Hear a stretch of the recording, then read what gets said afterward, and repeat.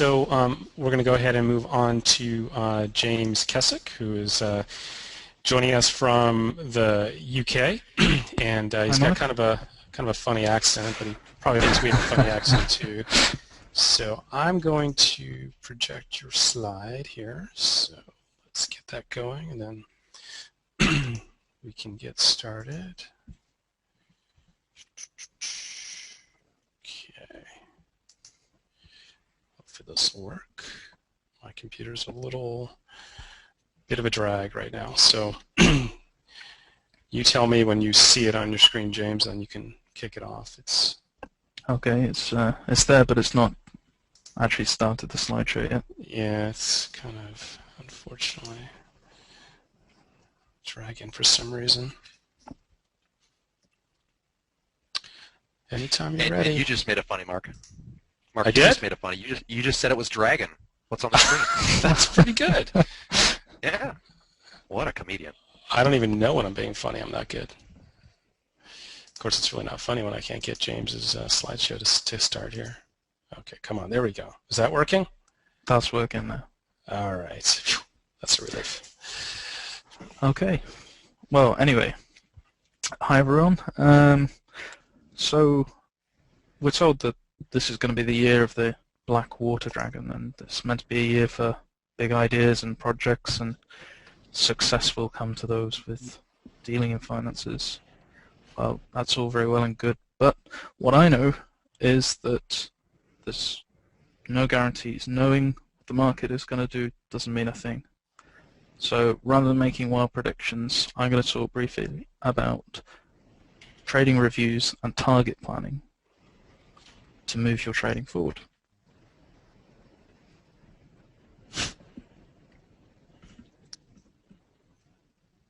Okay, so to start with, any business needs to be able to gauge its own performance, broader market conditions and the targets for the coming year.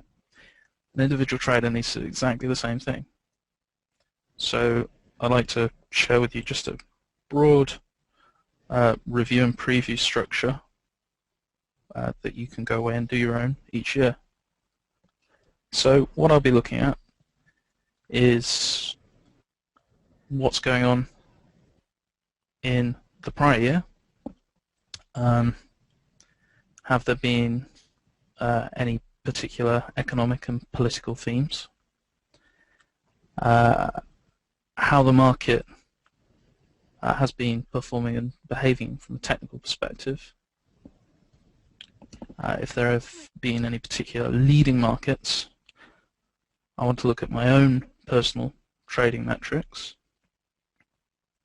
Then I want to have a look at the previous year accuracy of my own preview and whether I've accomplished my own targets.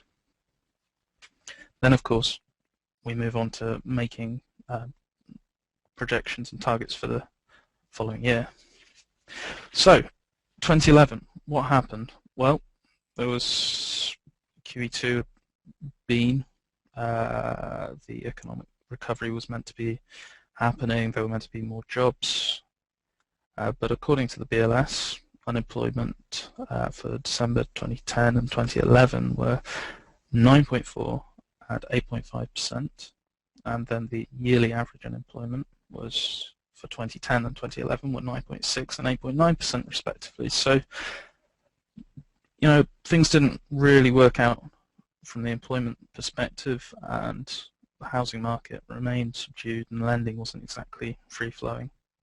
But did this mean that QE2 had failed?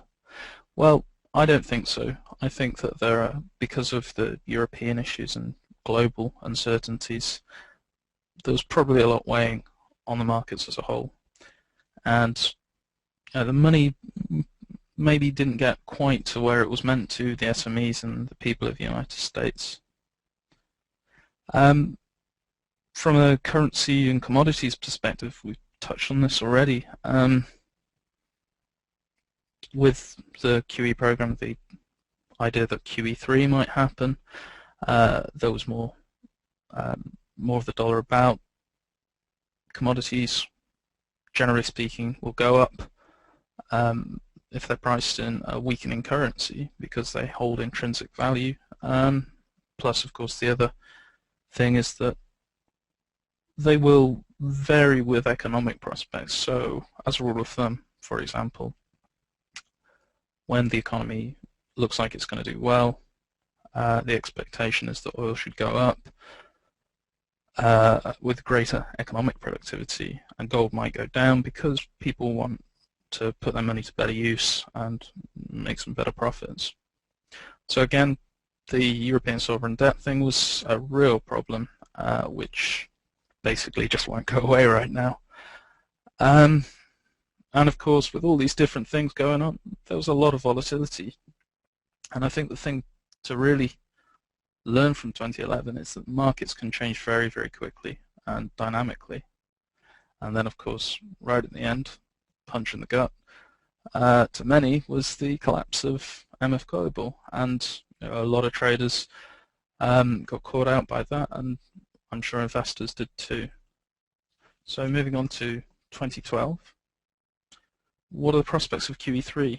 Well, I think that there are good prospects for QE3. I think it's quite likely. But will they try and do something slightly different? I think they might do something slightly different, but it will be mostly in line with what's happened already. Oh.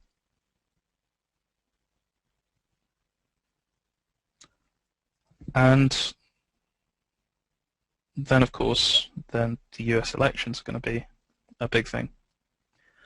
Global political tensions. Iran recently has been escalating the problems. There's going to be oil import embargoes in Europe on Iranian oil. And then, of course, the European sovereign debt issue is still a problem. And this is leading many to speculate whether the euro as a currency is going to actually be in existence much longer. I don't think that's necessarily going to happen. I think that the implications are far too great.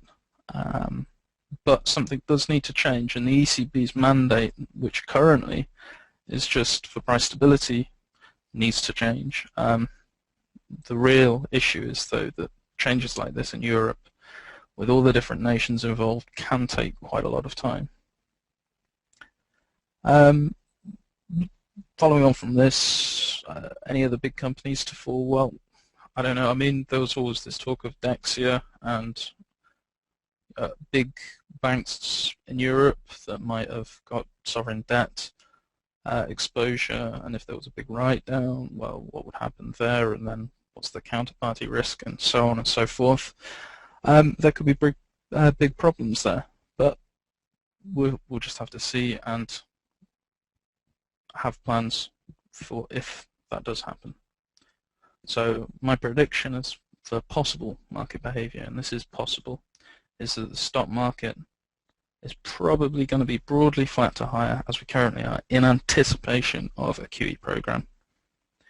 When the Fed clearly indicates its intentions, I think the market will do as it did before, and it will go up. This is the stock market. But no matter what happens with the QE program, I think that when it's finished, if Europe hasn't been resolved, you could see volatile conditions again. And I think currencies are going to have a big part to play again in 2012. So finally, be moving on to my personal review without breaking it down too much. 2011, my market expectations were broadly in line with what happened. Obviously, there are various unpredictable things in there, but the dollar was always going to play a big part in my mind, and it did. I was happy with my trading performance, and my trading targets were met. And more importantly, my plan was adhered to well, so that was the most important thing for me. With trading metric point of view, I mean, we can talk about this in a at a later stage, but just things like the average day and the level of consistency, and you can talk about metrics for identifying those particular figures for your own trading. And my 2012 targets for myself, well, it's going to be broadly the same for the markets that I trade, which are generally the minis. But what I do want to do is, as Mark mentioned before, is expand more into swing trading and possibly add some different markets for my day trading. Looking at possibly the treasuries I used to trade, and I feel they offer some great opportunities. You know, they're affected by interest rate changes, and whilst that might not happen immediately, it probably isn't too far along the horizon. Of course, they open at 8:20, so they're open for the 8:30 economic releases, and then they're affected by global events, quantitative easing, and of course you can spread them quite well because they're interrelated, so you can trade the note against the bond, etc. And the last objective for me is to really target the times that I actually trade. I'd say one of the things that I've definitely noticed this year is the dead time created by trading in the middle of the day and the time that really is less busy, there's less volume, less movement, and you kind of get stuck in a position. So really I want to focus my trading on the busier parts of the day, the beginning and the end of trading sessions. So finally, moving on to the last slide. I'm trying to. Trust me. Just keep talking, and hopefully it'll switch. Listen, as much as I believe Is that the last slide? it is.